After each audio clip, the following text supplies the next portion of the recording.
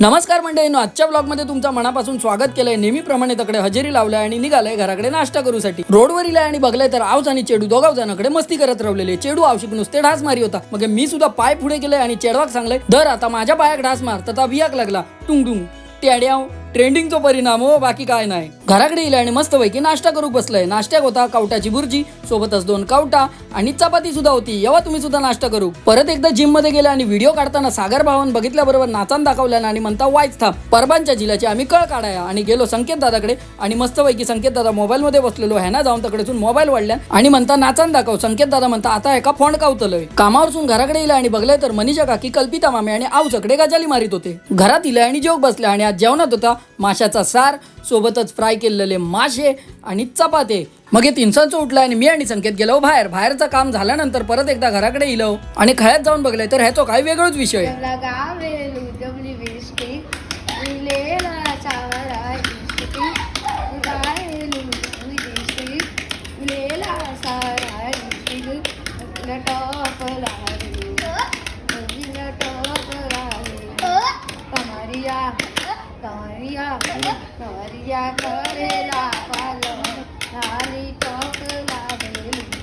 ह्याच्या गाण्यासाठी सगळ्यांनी एक स्पेशल कमेंट नक्कीच करा। ते का जमत तर नाही होता पण प्रयत्न नक्कीच केल्यान। तकडेसून घराकडे इला आणि समीर कदंबू आणि पुजारी बुवांची बारी ऐकत बसलाय। जेवण बिवून झालेला होता, मग म्हटलं आजच्या दिवसापुरती पुरे झाला, आम्ही भेटाय पुढच्या ब्लॉग मध्ये।